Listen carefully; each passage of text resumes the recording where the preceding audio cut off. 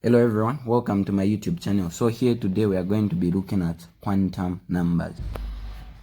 So what are quantum numbers? So quantum numbers are usually just numbers that are used to describe the exact state and location of an electron in an atom. So we are saying that quantum numbers will be used to describe the exact state as well as location of an electron in an atom.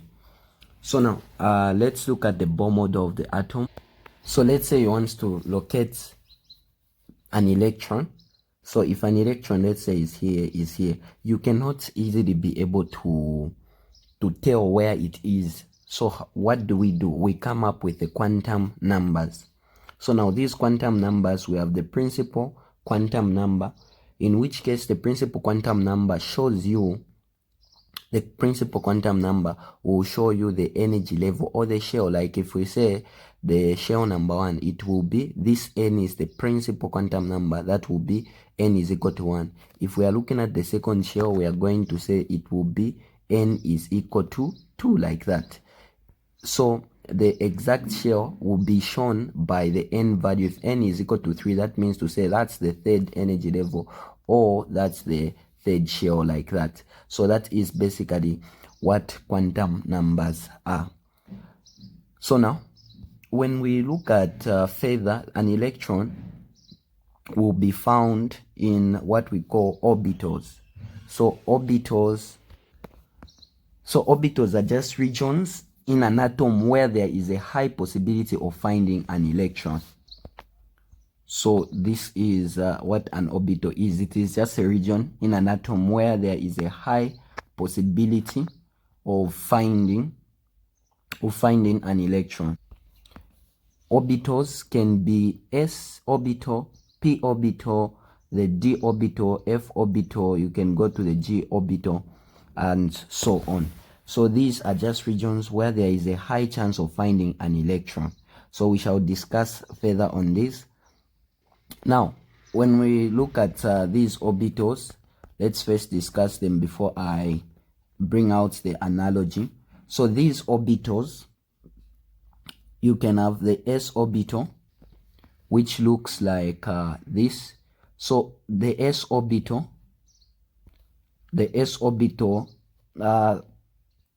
mainly can store 2 electrons. So any s orbital can store 2 electrons. When we look at the p orbital, so the p orbital, so there is only one s orbital. Then the p orbital, we can have something that looks like a diffused dumbbell, more like 2 s orbitals are fused together like that. So the p orbital, which looks like that, there it has got more like, you can think of it as 3 rooms, like that. So this is the p orbital, like that. So it has got the ability to hold 6 electrons, while the s orbital can only hold 2 electrons. So we are just going to have one space where we can have 1 electron down, 1 electron, like that. We're going to explain more of this when we look at the analogy. So we can also have, so there are 3 types of p orbitals. We have the px, we have the py, we have the pz, depending on which orientation they are. So in case you are given to draw, you can draw the py. It can look like this. So this will be your py. If you want your px, you can have your px like that. So this could be your px, then your py. So this is your px, then your pz can pass here. So we can draw something like this. So in this orientation, that this is your pz. So like that. Now you can just separate them. So your px like that, like that. So that is how you can draw. You draw another one, your py,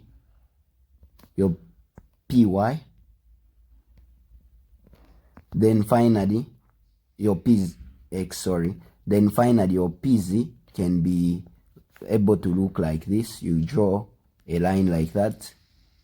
So this could be your p orbital like that. So remember, it has got the tendency of holding 6 electrons, which we are going to discuss more as we move on like that. The d orbital, on the other hand, d orbital, it has got 5 subtypes. So you can have, let's draw the structure first. So the d orbital looks like a diffused dumbbell. You can just draw more like 2 p orbitals fused together. So the d orbital can hold a maximum of 10 electrons like that. So that means to say you are going to have like 5 spaces where electrons can be able to be put, and each part the can only hold 2 like that. So that is the p orbital like that. So these d orbitals, there is the dxy, we have the dxz, then we have the d. So I can just write here dxy, dxz, dyz.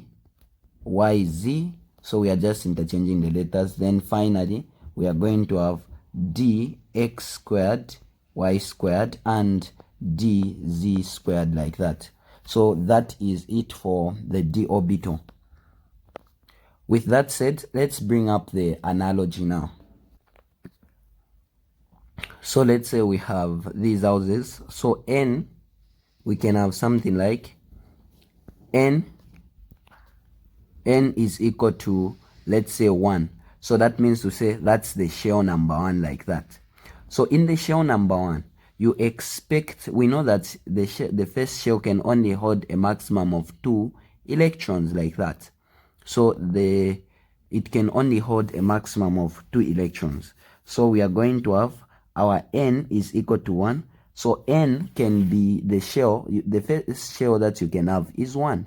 So the smallest number of n you can have is 1. You can go on 2, 3, 4, and so on like that. So we have 2 electrons. So now think of it like this. So in that shell, there are shapes. So for S, there is only for n is equal to 1, there's only the s orbital like that. So there is only the s orbital like that.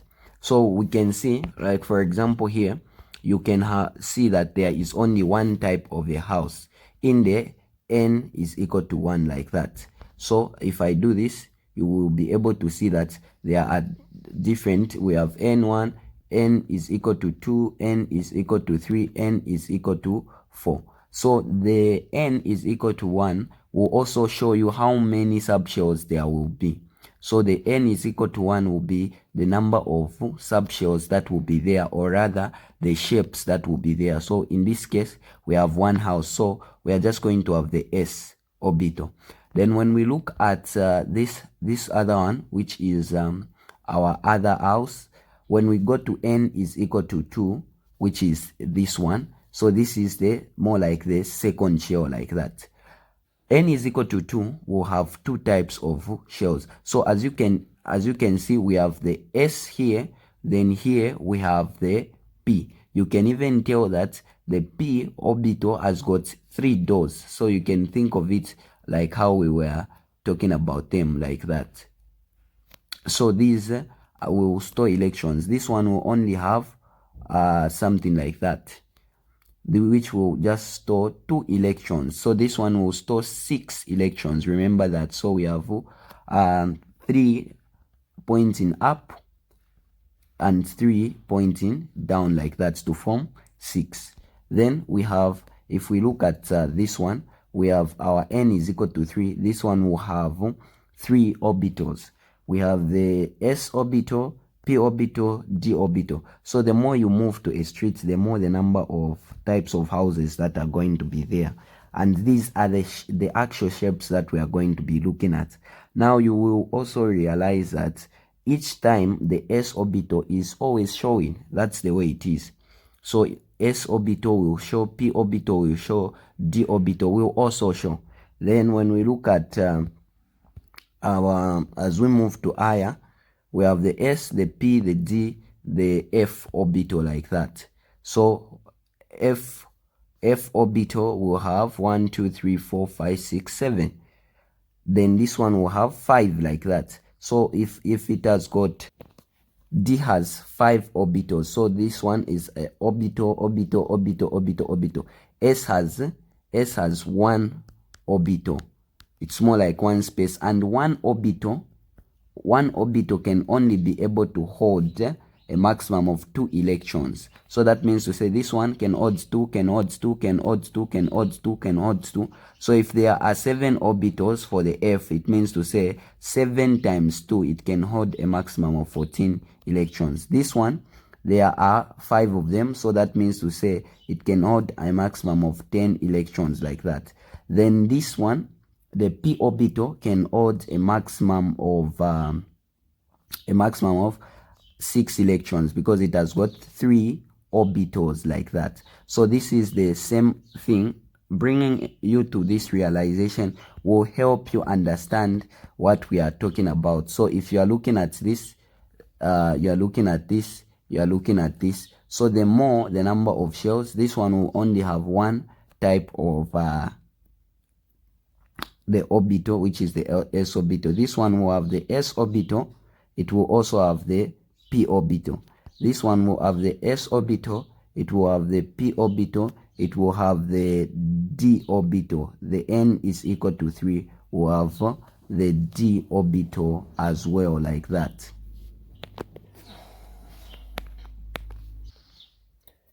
So the number of quantum numbers, we have 4 quantum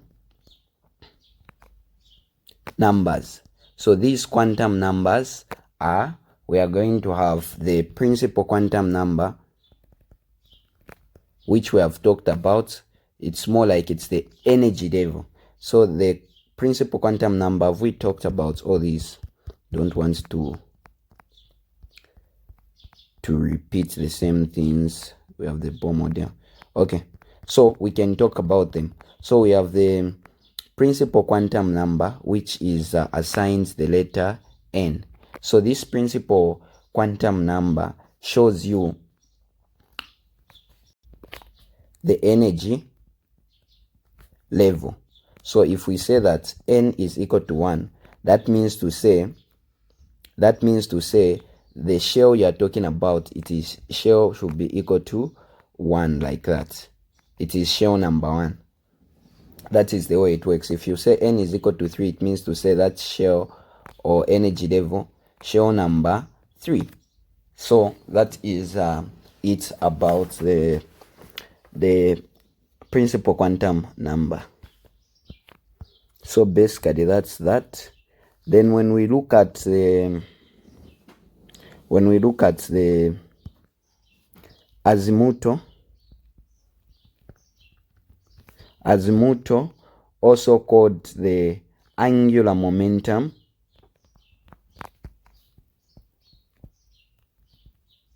quantum number,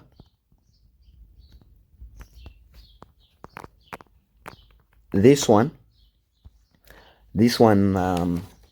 shows you the shape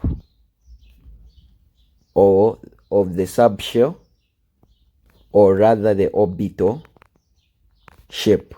So what are we talking about? So if you look at, let's say, the shell, let's say we have the second shell, the shape of the orbitals, if we have the s, we have the s, we have the p orbital, like that, then this is what we call the azimuthal quantum number. It shows you the shape. So now, if this is the way it works, already you have heard that this is a subshell. So one thing that will help you remember, since it's a subshell, if n is equal to, let's say, 3, that means to say this one has got the letter L. If n is equal to 3, L, the possible values of L, will be equal to n minus 1.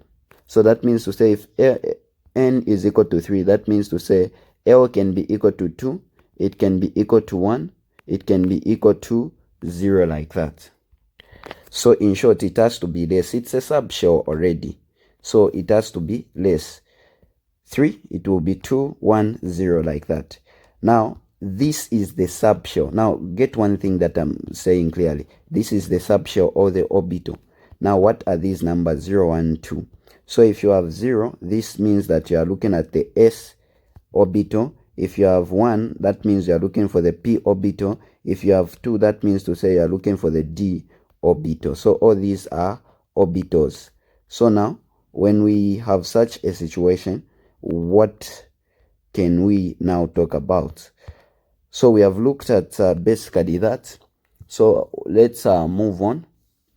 We can move on to, if we are looking at 3, we can go to the f orbital like that. If we are looking at our 4, we can be able to fg orbital like that, though we are just going to end mostly on the f orbital like that. So that is basically what we refer to as the azimuthal or the angular momentum quantum number. It is just the shape. Then when we look at the magnetic, quantum, the magnetic quantum number, so the magnetic quantum number shows you the orientation of the orbital. So the orientation of the orbital is shown by the magnetic quantum number. So as we can see, if we look at the magnetic quantum number, you are going to have the orientation of the magnetic quantum number. So what is this orientation? So let's go back to our house example. So one thing that you need to know about that is if you have your M, your L, which is the subshell, if you have 0, even the ML, which is the magnetic quantum number, will also be equal to 0. If you have your L, which is the subshell, if you have the subshell of 1, that means to say you have the p orbital. The p orbital, we are going to have something like your ML. So this is the relationship. So the relationship is that your ML will be greater than or less than or equal to your positive L value, but less than or equal to your negative L value. That means to say, if you have 1, you can have the negative of L, which will be negative 1, 0, 1, just this. So these are the values that you can have. If you have your L value, if it is equal to, let's say, which number? L is equal to 2. That means to say you are looking at which type of an orbital. It is the d orbital. So d orbital is L is equal to 2. That's the shape. It is 2. So you are going to have your ML value will be able to take the positive or the negative of this value. So less than or equal to like that. So if you are asked for a relationship, this is the mathematical equation. So you can have the negative 2, 0, 1, negative 1, 0, 1, and a 2 like that. So this is the magnetic quantum number. So you can think of it as showing you the address or the door. Like for example, if you look at this p orbital here, if you look at this, though it's a bit blurry, we can have negative 1 there. So you can think of it as this is a house that has got other houses inside. So you can either use the door to enter the first door. So we have the house like that. So we have the house like that. We have the house like that. So you see something like this. So we have the first door, the second door, the third door. So if it is the P, it will have negative 1, 1, or negative 1, 0, 1 like that. So this is the magnetic quantum number like that. So it shows you the orientation. So let's say you all stay in this house. Now for you to, this house, let's say it is split in two other houses, it is something like this. It is something like this, something like this. That means to say, for you to enter, you need to know the address. So the ML value will give you the orientation of the orbital in space. It is the 3D orientation of an orbital in space. So that is the magnetic. So it can be -1, 0, 1 if you are looking for the P. If you look at the D orbital, you can even see that the numbers have increased. You will have 5 orbitals. These numbers will be -2, -1, 0, 1, 2.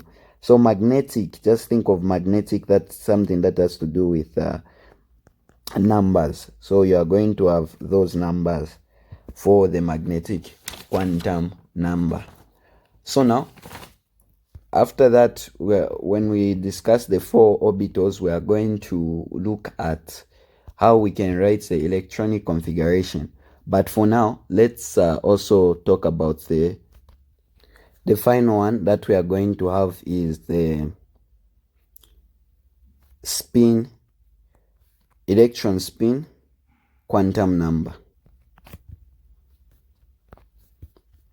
So we can say electron spin quantum number. So this electron spin quantum number shows you the spin of an electron.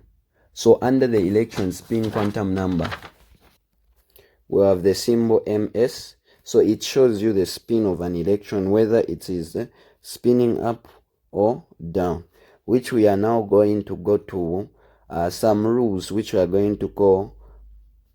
So before that, let's now look at how we are going to be writing. So the spin, just a bit. So the spin will be positive half if it is pointing up, negative half if it is pointing down, like that. So down, positive half, up, sorry, down, negative half, up is positive a half. Before we look at the, okay, we are going to combine it. So F4S2, we are going to combine it so that it makes more sense. So when we now look at the electronic configuration, when we look at the electronic configuration, this is what we are now going to be talking about. How are you supposed to write your electronic configuration? So the electronic configuration is written in a simple way. You are going to have your 1s like that. So the first shell will have one subshell or orbital. So then we are going to have our 2. You are going to say 2s, 2p. So we can only have 2. For the third one, we have 3s, 3p, 3d. So for the third, we have, as long as we have 4, you are going to have 4 orbitals, orbital types. So we are going to have, then we have the 4s, we are going to have the 4p, the 4d, the 5spd, f, like that. We can also have the 5s, then we have the 5p, 5d, 5f, 5g. They can continue like that. Then when you are writing the electronic configuration, know that s can odd 2, p can odd 6. So s can odd a maximum of 2, p can odd a maximum of 6. Then we have d can odd a maximum of 10, like that. F can odd a maximum of 14, like that. So that is basically what we are going to be doing under the electronic configuration. So the electronic configuration, then if you are told to write the electronic configuration for a certain element, this is the order. So you are going to begin with your 1s, like that. 1s, you go to 2s, then you go to like this. So that is how we are going to be writing. So we are going to have 1s2, then you are going to have 2s2, then the next one is 2p, 6 electrons depending on the element. When you come here, we are going to have we have the 3p, sorry, not 3p, we have 3s. I've written 3s, so we write our 3s2. Then we come here, we are going to write our 3p6. Then we are here, we write 4s2. That means to say here we are going to write 3d. 3d, d can hold 10. Then we have the 4p. So have you seen the numbers? So this is what you are going to be doing. It will be extended there. Then we go like that, we continue like that. So they won't mostly ask you a lot of electrons, but especially know how to do this like that. You can even extend to 6s, 6p, and all that. 6d, 6f, 6g, then the next data, but they won't ask you mostly to go as much as that. So this is how we are going to be writing our electronic configuration. So now this this type of filling is what we call the Aufbau principle, which is that electrons fill lower energy orbitals first before moving to higher ones. So that is basically what the Aufbau principle is. That's how come we are going to fill the S, another S. So these are lower in energy. So even here, the 3p is slightly lower in energy, where the 4s2 is slightly lower in energy than the 3d. So that is all following what we call the Aufbau principle. Now the Aufbau principle, you cannot move, like for example, you cannot go to 1s2, then you write your 2s1, then you write your 2p6, then you write your 3s1. It has to be filled. Now this is true for, there are only a few exceptions which we are going to be able to talk about. So under this video, we are going to learn how to write the electronic configuration and also be able to identify all the 4 quantum numbers and the electrons position. So we are going to, let's also discuss what Pauli's exclusion principle. Okay, before Pauli's exclusion principle, let's talk about Hund's rule. So Hund's rule simply states that when electrons fill orbitals of equal energy, they occupy orbitals singly first, or rather you put parallel spins. I'll explain. So that is Hund's rule. When electrons fill orbitals of equal energy, like the p, the d, f, s, you first fill parallel spins before pairing. So like for example, if we have something like this, let's say we have the d orbital like that. So d type of orbital will have 5 orbitals like that. So for you to fill the electrons, you have to begin, we know that it odds 10 electrons, but you have to begin by parallel spins. Then when you are done, then you do that. So that is the Hund's rule. So you can just think of the Hund's rule as the Hund's rule. So if you are told to count numbers using your hands, there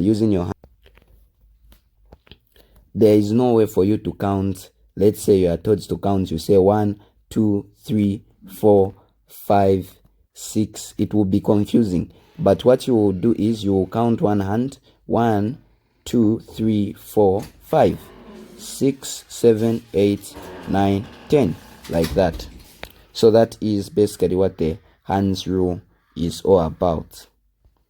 Then last but not the least on the principles that we are going to be looking at is the Pauli's exclusion principle. So Pauli's exclusion principle.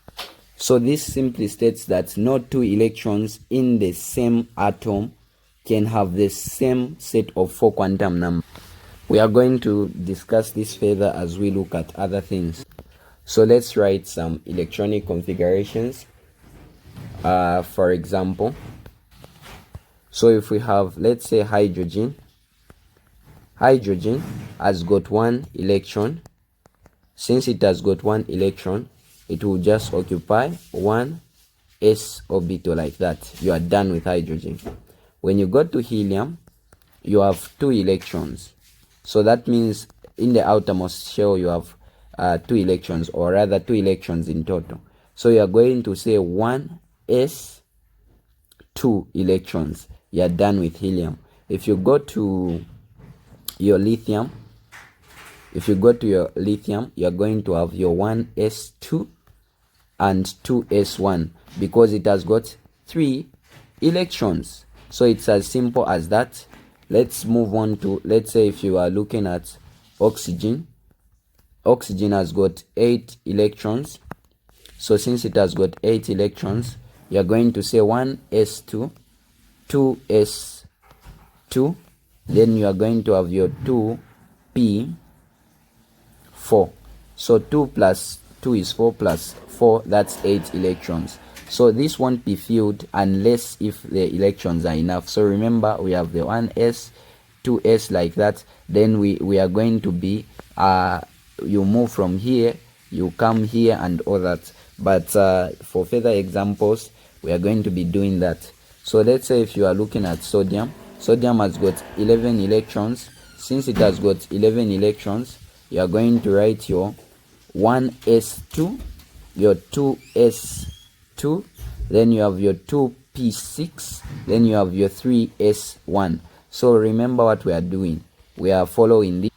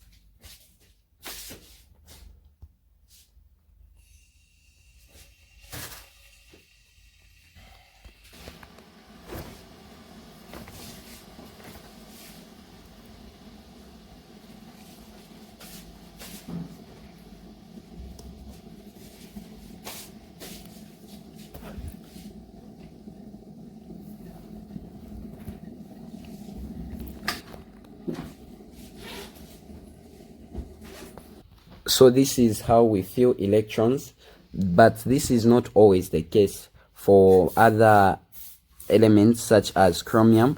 So these are the exceptions to the Aufbau principle. So the exceptions, you should know this for your exam. Exceptions, we are going to have our chromium, which will be, we are going to talk about it. We have the copper, which we are going to talk about it. We have the molybdenum.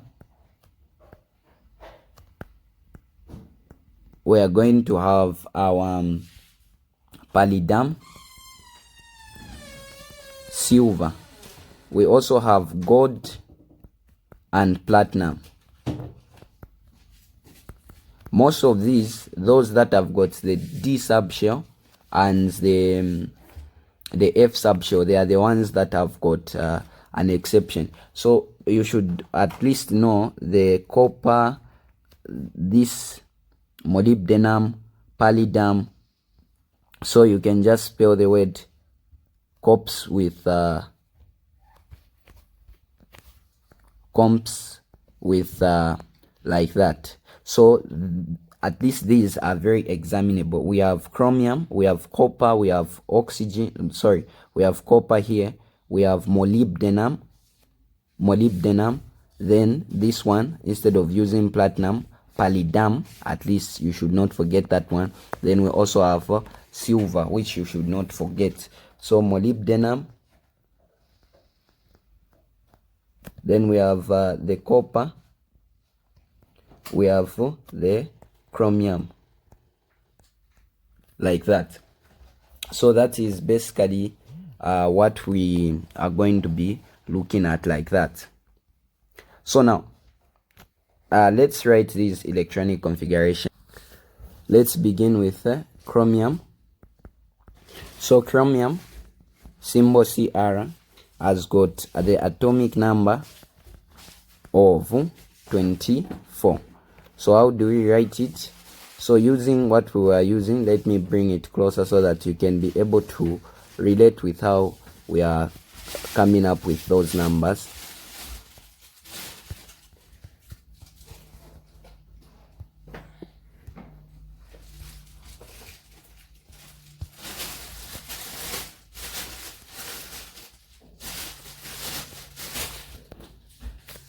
So we are going to have our from 24, we are going to have our 1s2, then we have our 2s2, we have our 2p6, then we have our, so we do this, we come here, then we have our 3s2, then we are here, we have our 3p6, then we have our we have our 4s2, then we have our here 3, so 3, so already we have 20 here.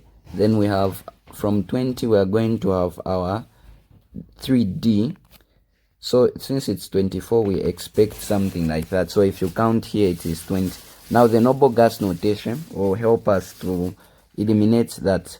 Now remember, d there, it has got 5 orbitals, like that, meaning to say it has got 5 spaces. Now 4s2 has got only 2 spaces because it's s, as long as it's s, sorry, it has 1 space, like that. So one orbital will occupy, will be able to accommodate 2 electrons. So what we are going to have is 1 electron will be like that, another one will be like that. Then here, so as you can see, I have deliberately, one is a bit above, like that. So one is a bit above, like that, just slightly. So now what happens is that instead of electrons occupying that one, so we have up spins. Remember the Hund's rule, like that, the up spins, like that. Now d has got 5 orbitals, so this space there is nothing. So electrons, remember, they repel each other. So to make it more stable, this electron has to come there, so it will be like that, it will come there, so to leave 1 space there. So this is the reason now why the electronic configuration will be 1s2, 2s2, 2p6, 3s2, 3p6, 4s1. So as you can see, there's 1. Then we have our 3d. Then we are going to have 5. So it is more stable that way. So the noble gas notation. So from here up to here, this is 18, and 18 we are going to have argon, like that. Then we have our 4s1, then we have our 3d5, like that. The next one that we are going to look at is let's say our copper. So copper has got 29 electrons. So these 29 electrons, so I'm not going to redraw that, so we are just going to have 1s2, 2s2, 2p6, 3s2, 3p6, then we have our 4s2, like that. Then we have our 3, which one comes next? D. Then we have D9, like that. Now this is the similar problem, because here we have 20, here we have 9. So that means to say, instead of when an electron, so we have the 4s2 here, then here we have our 3d like that, which has got 5 orbitals. So this one has got 9 electrons, so this is how you are going to write them. Then the down spins like that until, so we have 1 2 3 4 5 6 7 8 9, like that, 9. So instead of this just being alone, an electron would rather be pushed to the next energy level for it to be more stable, like that. So it will come there and be like that. So instead of that, the electronic configuration will be 1, then here it will be our 10, like that. So this is 3d10, like that. So the electronic configuration is this from the expected, so know those. Then what we are going to have is from here up to here it is 18, so you are going to have your argon, like that, your argon. Then you are going to write your 4s1, then your 3d10, like that. Then when we look at our other one, we are going to have our molybdenum. So when you look at molybdenum, it has got 42 electrons. So molybdenum will look like something like this. Let's bring in that thing so that it can be easily identifiable. So for 42 electrons, so this is what we are going to have. We have our first one, our 1s2, we go to our 2s2, then we are here, we go to our 2p6, we have our 3s2, then we are here 3p6, then 4s2. So remember we have 20 now. Then we go to our 3d, so we are here 3d, this is how we are going to go, 3d10. Then we have our 4p6. So how many do we have? 20. So from here up to here it's 20, 30, 36. Then the next one will be from 36, we are going to go to 5s2, that will be 38. Then we are here, so here it will be our 4d. Now how many? 4d, 4, because 38, 39, 38, 39, how many are required? 38, 39, if we have 4 of them, 39, 40, 41, 42, like that. So this is the expectation for molybdenum, but because of the same problem, it is better for this electron to be removed, and we are going to have 1, then it will be pushed for a better stability, like that. So the noble gas notation, so the noble gas notation will look like something like this. Let's look at the one that has got the highest number of electrons on our noble gas, on our noble gases. So you should be looking at your periodic table. So the one that is, where is that list? Where is that list? Okay. So the highest here is krypton. So krypton has got 36. So we are going to go and count. So if you look at this, we have 36, we have 20 here, then from here 20, 30, then here we have 36. So krypton has got 36 number of electrons. So we are going to put it there for the noble gas notation. So it will be Kr, like that. Then we are remaining with the 5s1, then we have our 4d5, like that. Let's look at our silver. So when you look at silver, we are going to have something that like this. Silver has got 47 electrons. So we are going to do the same. So let me just be fast. We have 1s2, 2s2, 2p6, 3s2, 3p6. Then we have the next one should be 4s2, 4d10, like that. What is our next one? Let me bring that.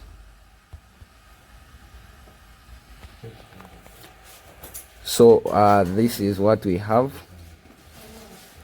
Then also what we are going to get is so we have a 30 there where we are here. So we are going to have our 4d10, then we have our 5p6, which makes it 36. Then we have the next one, which is our 6s2, which will make it so we have 36, 38, like that. Then we go to here, we have our 5f, like that. Yeah, so I was a bit fast here. It's supposed to be 3, so remember this thing. So we were here, when you reach 3p, 4s, 3d, then from 3d, then you are going to have your 4p. You have your 4p, where are we? 4p here. Then we have our 5s2. So we have our 5s2. Then the next one after 5s2 will be, we are here now, we are going to say 4d instead of 5, but we are going to have our 4d. So just use this 4d 9, like that. Why 9? Because we are filled. We have 2, we have 10 here, 10, 12, 18, 20, 30, 36. From 36 we are going to have 38. 38 plus 9 will give you 47, like that. So 47. So it is easier for an electron to be there. So we are going to have, instead of having S2 here, we are going to have S1. Then we are going to have 10, like that. So this increases stability. Using the same noble gas notation, we are going to have krypton. Krypton has got 36 electrons. So 36 is here. Then we are going to have 5s1. So krypton covers for all of this because these are completely filled. Then we have our 4d10 as our answer there. So looking at this one, write the electronic configuration of each transition metal ion and predict whether they are paramagnetic or diamagnetic. So if you look at your Mn, 2 positive, just the neutral Mn has got 25 electrons. So if you write the electronic configuration for this one, it will be equal to 1s2, 2s2, 2p6, 3s2, 3p6, that makes it 18. Then we have our 4s2, that makes it 20. So to reach 25, we are going to have our 3d5, like that. So with that said, we have this one is the complete one. But if we have Mn 2 positive, it means to say for it to become positive, 2 electrons have been removed. But you always remove from the higher energy level. So we are going to remove this to come up with a 1s2, 2s2, 2p6, 3s2, 3p6, 3d5, like that. So this is how we are going to write that. So remember, we have removed this instead of removing the last one, but the next shell is number 4, so we remove electrons from there. So this is the answer. Now to state whether it is paramagnetic or diamagnetic, this one is paramagnetic. Why is it paramagnetic? So this is simply because the last shell, the electrons are unpaired. So we are going to have something like this. We have up spins like that, 5 of them. They do not have a pair. It is only diamagnetic if each electron has got a pair, like that. Then when we look at our chromium, which is our Cr3 positive, so under normal circumstances, So let's just write the noble gas notation for this just in case. So the noble gas notation will be AR, which is our 18. Then we have our 3D5 like that. Chromium, on the other hand, we are going to have, so just the normal chromium, it has got 24 electrons. So you have this information on your periodic table. So remember, chromium, 2s2, 3s2, sorry, 2p6, 3s2, 3p6, this makes it 18, 4s2, then we have, so if you remember it was 4s1, then we have our 3d5 to make 24 electrons. Now for the charged chromium ion, if it is positive, it means to say it has lost 3 electrons. So where are we going to remove these electrons? Likewise, we remove the last one. So that means to say, if we remove that, we are going to remain with positive 2. Then the remaining ones, the last one is D, so we are going to remove from here. So we are going to have 1s2, 2s2, 2p6, 3s2, 3p6, then we have 3d3 like that. So this is going to have our AR like that. Then we have our 3d3 as our final answer.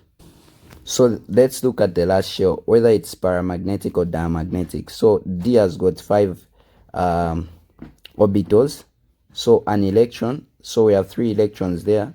That means to say, since they are unpaired, it is paramagnetic.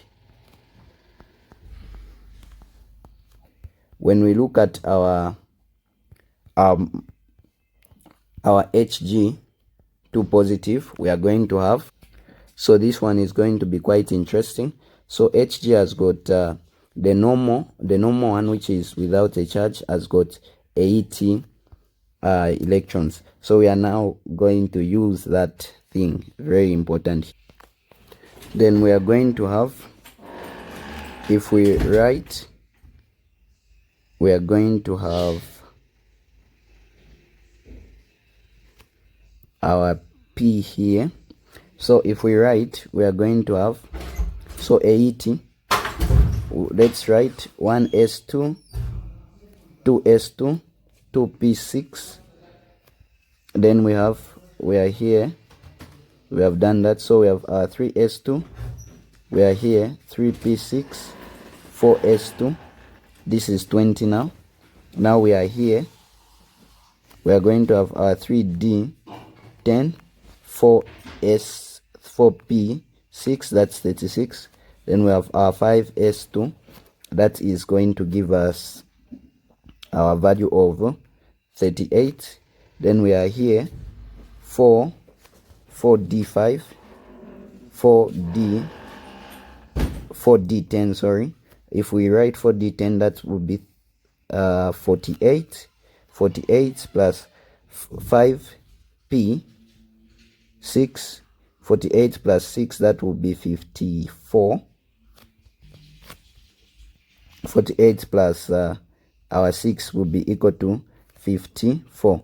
Then we are here, our 6s2, that will be making it 56. Then we are here, this one can hold a maximum of 14 electrons, so we are going to have our 5f14. So 5f14. So if you add your 56 plus our 14, this is going to give us a value of 70. Then finally, we are going to have, so we are f, then 5d10 like that. So that means to say we have reached our AET like that.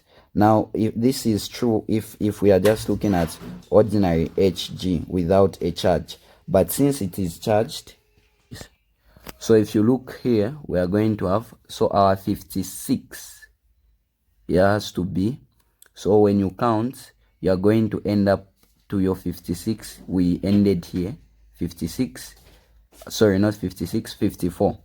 and that is the noble gas of xenon, which is completely filled. Remember, noble gases are completely filled.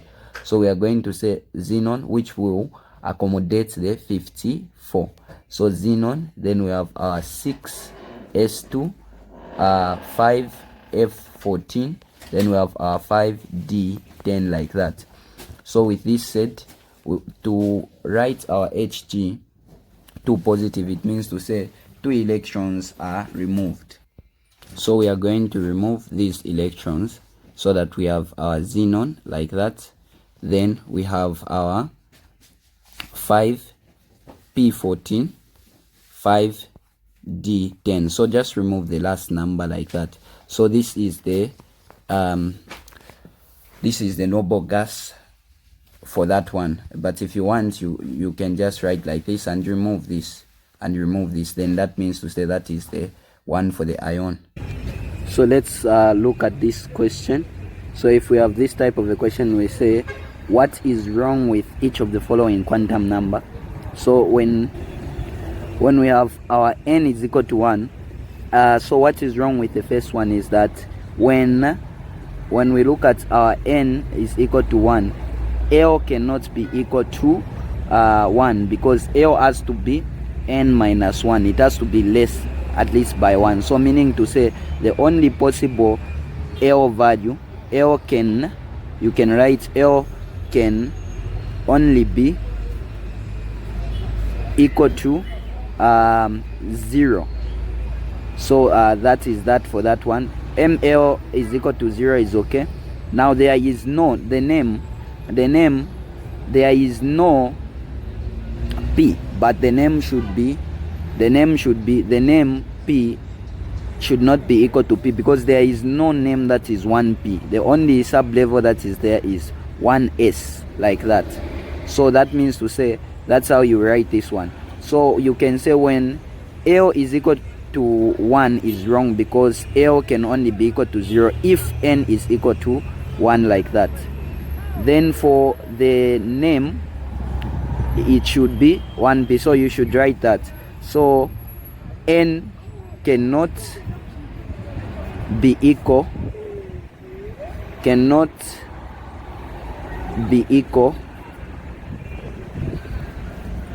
to L.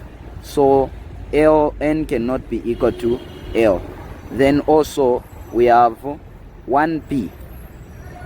1p doesn't exist, but 1s it should be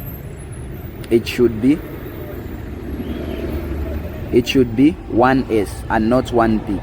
Looking at this one, when n is equal to 4, L can be equal to 3, which is okay. Then when we look at our ML is equal to positive 1, which is still okay, because if we have 3, that means to say if L is equal to 3, we can have negative 3, negative 2, negative 1, 0, 1, 2, 3. Remember that. So ML is less than or equal to L is less than or equal to the negative. So all these are possible.